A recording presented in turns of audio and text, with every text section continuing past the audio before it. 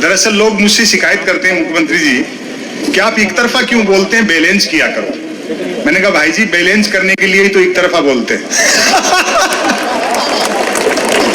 अच्छी बात है, अच्छी बात है। सरकार किसी भी हो, स्वस्थ प्रजातंत्र में विपक्ष मजबूत रहना चाहिए, और जब चुना हुआ विपक्ष कमजोर हो तो ये जिम्मेदारी कवियों की, शायरों की, बुद्धिजीवी और पत्रकारों की हो जाती है। बहुत अच्छी, क्या बात हम है। उसी दायित्व का निर्वहन कर रहे हैं।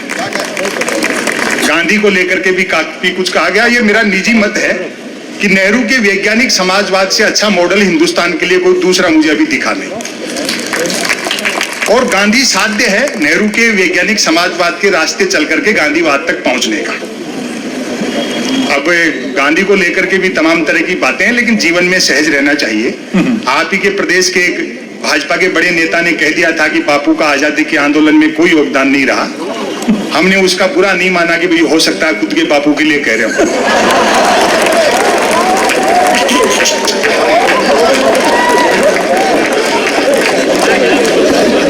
दरअसल चरखे के साथ फोटो खिंचवाने से कोई महात्मा गांधी नहीं हो जाता है, कस्तूरबा को भी साथ रखना पड़ता है। तो तमाम तरह की शिकायतें सहज रहा करो, और इनकी बातों पे गुस्सा मत करो, ये हंसने वाली बातें हैं। जब वो कोई मुझे शिकायत करता है कि साहब देखो पार्लियामेंट, तो पार्लियामेंट लाल किले से भी झूठ बोला जा रहा है। मैंने कहा मुश्ताक अहमद यूसुफी साहब एक बड़े व्यंगकार हुए, उन्होंने एक बहुत अच्छी बात कही है कि बोलने वाला और सुनने वाला दोनों ये जानते हो कि ये झूठ है तो ये गुनाह नहीं है। समदर्शी भाव में रहना चाहिए। विसंगतियों से व्यंग निकलता है। अभी कह रहे थे मध्य प्रदेश शासन में वो दिनेश बावरा बहुत समझ रखता है, लेकिन बोला भाई साहब ये व्यापम क्या था। मैंने कहा आवेदन एक ने किया, परीक्षा में दूसरा बैठा, इंटरव्यू तीसरे ने फेस किया, नौकरी मिली चौथे को और करता रहा पांचवा। पेंशन छठे की हुई, वेतन उठाया सातवें ने, और अब आपकी तालियां उठेंगी जबकि सातवें की डेथ तभी हो गई थी जब पहले ने अप्लाई किया।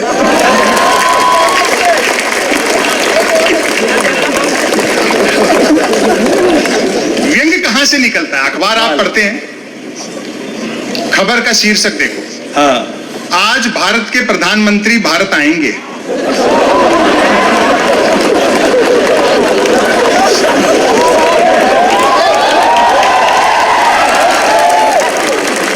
मैंने कहा भैया खबर बड़ी है, सेलिब्रेट करना चाहिए। अच्छा। एक 8-9 साल के बच्चे को मैंने 10 रुपए दिए। मैं कहा बेटा सामने आइसक्रीम के ठेले वाला है, 5-5 रुपए की 2 कुल्फी ले आना, एक तू खाना एक मैं खाता हूँ, आज भारत के प्रधानमंत्री भारत आएंगे। बच्चा गया, एक आइसक्रीम खाता हुआ लौटा, बोले अंकल उसके पास सिर्फ 10 वाली थी, आप फिर कभी खा लेना। और तालियां तो आपकी अब उठेंगी। मैंने कहा बेटा छोटी सी उम्र में इतना टैलेंट, चाय वाय बेचते हो क्या?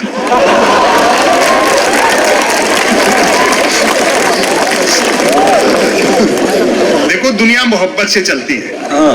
जंगल में जब आग लगती है तो न तो वो बरगद बजते हैं जो हवा को आंधी में बदलते हैं, और न वो बांस बजते हैं जो आपसी रगड़ से चिंगारी पैदा। क्या बात है, वाह, बहुत अच्छे। हाँ, सब चीजें आती जाती रहेंगी। मीडिया के लोग भी यहाँ हैं, काफी हैं, मैं माफी चाहता हूँ, हालांकि ये काम उनको करना चाहिए।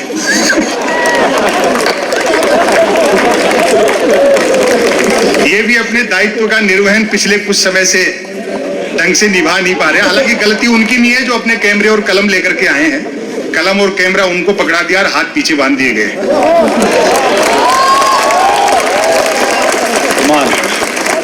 आजादी के बाद जब हम थोड़ा समझदार हुए हैं, पहला मौका है जब प्रधानमंत्री कदम ताल करते हैं तो मीडिया उसको मार्च पास्ट बताता है।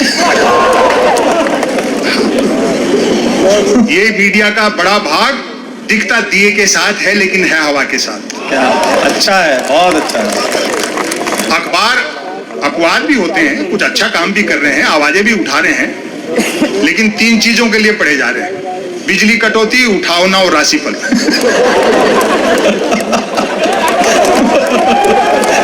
बहुत अच्छे। और रोज नए निकलते हैं। एक दिन तक अखबार के दफ्तर से 2 लोग आके बोले संपत सरल जी नया अखबार लॉन्च कर रहे हैं, आप भी ग्राहक बन जाओ। क्योंकि अखबारों का कोई पाठक तो बनता नहीं, ग्राहक ही बनता। हाय हाय, क्या बात है, वाह। ₹1 में 16 पेज। और जो मैंने जवाब दिया, ₹1 में 16 पेज। मैंने कहा भैया रुपया चाहे 1 की जगह 2 ले जाए, लेकिन 16 पेज खाली दे जाएगा। फिर मैंने रिसर्च की कि इतने अखबार बिकते कैसे।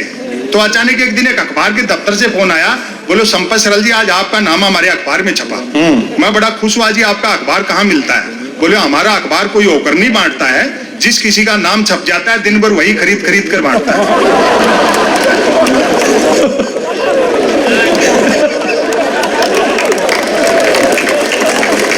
और टेलीविजन वाले बंधु तो इतना हंसा रहे हैं कि आदमी पेट पकड़ ले। वो प्राइम टाइम में बहस आती है ना न्यूज चैनलों पर, जैसे किसी जमाने में अवध के नवाब मुर्गे लड़ाते थे। अमूमन 4 जन बहसी आते हैं, एक मुद्दे का समर्थक, दूसरा मुद्दे का विरोधी, तीसरा बुद्धिजीवी दोनों को हड़काने वाला, और चौथा एंकर तीनों को भड़काने वाला।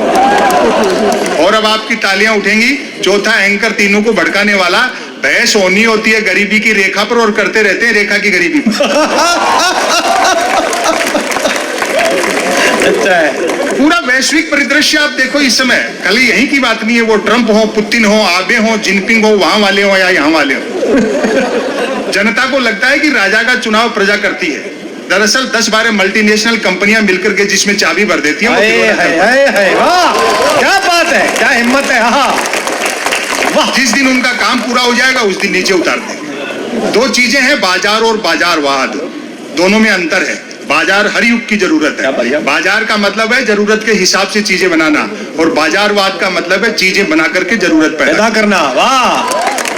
चालाक अर्थशास्त्रियों ने सारे समीकरण उलट पुलट कर दिए, चुंबक के गुण बाजार में भर दिए और मनुष्य को लोहा बना दिया। और टेक्नोलॉजी, हालांकि डिजिटल इंडिया होने से फायदा भी हुआ है, ऐसा नहीं है। आदमी न सिर्फ 1 करोड़ का लोन 59 मिनट में ले सकता है, बल्कि 59 करोड़ का लोन लेकर के 1 मिनट में भाग भी सकता है। तालियां कम बज रही है, बात तो बढ़िया कह दी। वाह संपत भाई वाह। कोई भी आदमी देखो कितना व्यापार मुक्त हो गया। कोई भी आदमी किसी भी समय किसी भी तरह का बिजनेस कर सकता है। अभी तो मैं पिछले दिनों दवा की दुकान पे गया, हालांकि तबीयत खराब नहीं थी, दरअसल एक्सपायरी डेट की दवाइयों पे डिस्काउंट चल रहा था। वहां जाने के बाद पता लगा कि आज धनतेरस है। दुकानदार मेरा मित्र था, वो भी मजाक पे उतर गया, बोले यार आज भी बीमार पड़ गए क्या? मैंने बात संभाली, मैंने कही ऐसा नहीं है। दरअसल 2 कारण है, एक तो आज धनतेरस है तो कुछ ना कुछ खरीदने का रिवाज है, और दूसरा आज के दिन पूरे बाजार में आप ही के यहाँ सबसे कम भीड़ थी। वो बोला ठीक कह रहे हो संपत जी, दूसरों की बिक्री देखकर मैं भी सोच रहा था एक दिन के लिए दवाई की दुकान के आगे थोड़े बर्तन लगा लेते तो 2 पैसे हम भी ठीक से कमा लेते। वो 10 दुकान छोड़ करके एक मेडिकल वाले हैं सिंह साहब, वो तो दीपावली पे पटाखे बेचते हैं। अच्छा। और अब व्यंग पर समर्थन करना। मैंने कहा सिंह साहब के पास पटाखे बेचने का लाइसेंस है क्या? बोलो लाइसेंस ही पटाखे बेचने का है, बिना लाइसेंस के तो दवाइयां बेच रहे हैं।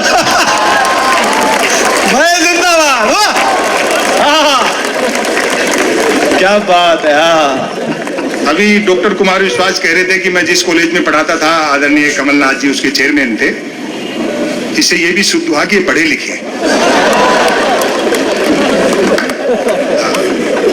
और मुझे अच्छा नहीं लगता जब विपक्ष के लोग एक आदमी को इतना टारगेट करते हैं।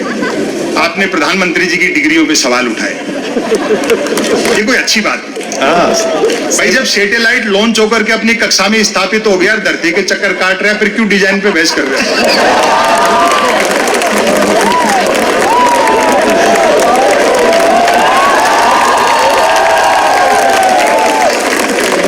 और वैसे भी डिग्री से अनुभव बड़ा होता है। कमाल है भाई। मैं ऐसे कई को जानता हूं जिन्होंने एजुकेशन लोन लेकर IIT की थी, फिर उस लोन को चुकाने के लिए उनको ITI करनी पड़ी।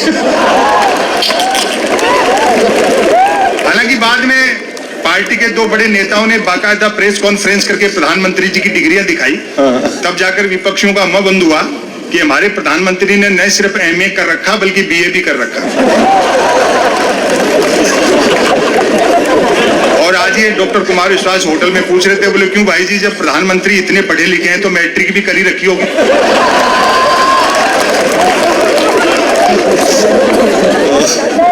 यही सब सटायर है। अभी महाराष्ट्र की भी चर्चा आई। दरअसल वो सेकंड की सुई जो है घड़ी की, वो मिनट वाली से आगे निकल रही थी। ठीक है, वाह। लेकिन उसको पता नहीं था कि सेकंड वाली पूरा चक्कर काटती है, तब मिनट वाली थोड़ी सीख सकती है। और ये पहला मौका है मंत्री महोदय महाराष्ट्र में जब चौकीदार का पाला थानेदार से पड़ा।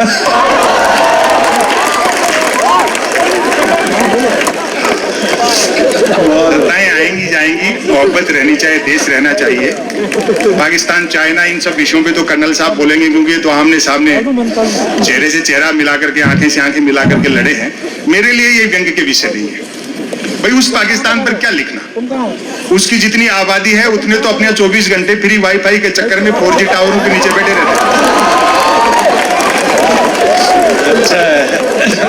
और चाइना से भी युद्ध हुआ तो इस बार आर पार की होगी, 62 वाला हिंदुस्तान नहीं है। हम जीतेंगे और उस खुशी में फिर चाइनीज पटाखे फोड़ेंगे। वातावरण में अजीब सा तनाव है। विकास का एजेंडा कह करके आए थे, कुर्सी मिलते एजेंडे के विकास में लग गए। और सवाल खड़े करो तो जूता निकालते। कई तो भक्त इतने गुस्से में रहते हैं कि जिसको पीटने दौड़ते हैं उससे आगे निकल जाते हैं।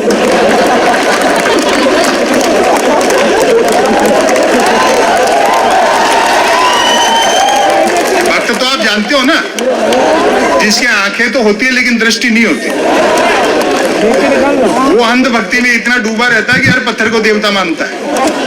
वो एक भक्त तो माइल स्टोन को देवता समझ करके नारियल चढ़ा रहा था, तो किसी ने उसको समझाया, बोले भैया अकल से काम ले, जो कि नहीं थी। बोले जिसको तुम देवता समझ रहे हो वो माइल स्टोन है, वो अंध भक्ति में डूबा था। बोले नहीं, ये साक्षात देवता है, देखो इसने यहीं से बता दिया है कि दिल्ली 250 किलोमीटर।